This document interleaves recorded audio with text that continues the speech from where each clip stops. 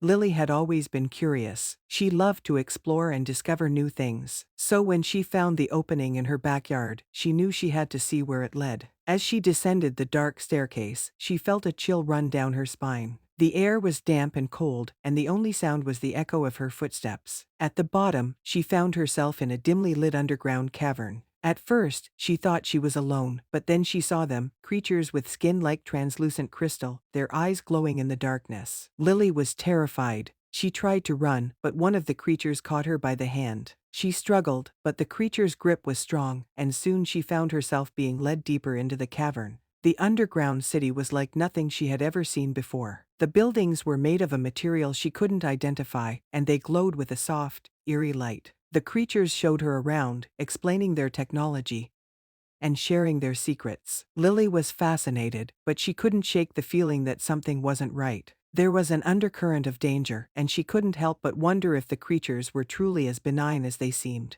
As the days went by, Lily began to bond with the child from the underground city. They had different ways of communicating, but somehow they managed to understand each other perfectly. But Lily couldn't shake the feeling that she was being watched, that something sinister was lurking in the shadows. One night, as she lay in her underground bed, she heard a strange sound. It was a low, rumbling growl, and it seemed to be coming from just outside the door. Lily's heart raced as she realized that she was not alone. She grabbed her notebook and pencil and started to write down everything she had seen and heard since arriving in the underground city. She knew that if she didn't make it out alive, someone needed to know what had happened to her. Lily tried to take pictures with her camera, but it wouldn't work underground. She tried to draw the creatures from memory, but her hands were shaking too much. The fear was almost overwhelming, but she kept writing, determined to leave a record of her experience. Days went by, and Lily's fear grew stronger. She realized that she was being hunted, that the creatures weren't what they seemed. They were something else entirely, something dark and mysterious. One night, as she lay in bed, she heard a faint scratching sound coming from outside the door. She knew that her time was running out, that soon she would be discovered.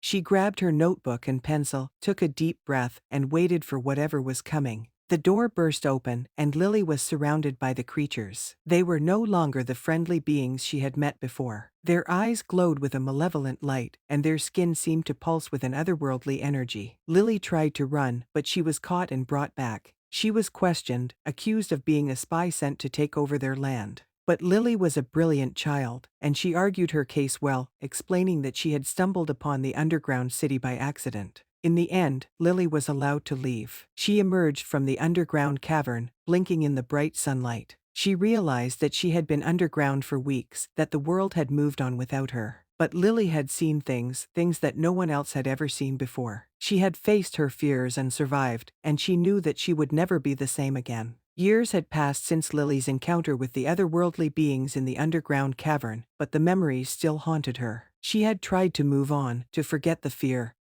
and the danger, but something kept pulling her back. One night, as she was watching the news, she heard a story that sent a chill down her spine. The reporter was talking about a string of disappearances, people vanishing from their homes in the middle of the night without a trace. Lily listened intently, her heart pounding in her chest. As the reporter spoke, Lily began to put the pieces together. She remembered the feeling of being watched, the sense of danger that had followed her even after she left the underground city. She realized that the creatures she had encountered were not benign at all, but something far more sinister. Lily knew that she had to do something. She went to her parents, hoping that they would believe her, but they brushed her off as just having an overactive imagination. She went to the police, but they laughed and told her that there was no evidence of any kind of underground city or otherworldly beings. Frustrated and scared, Lily began to write everything down, compiling weeks' worth of evidence in her notebook. But without any photographic proof, no one was willing to take her seriously. She felt like she was going insane, like no one would ever believe her. Years passed, and Lily grew up.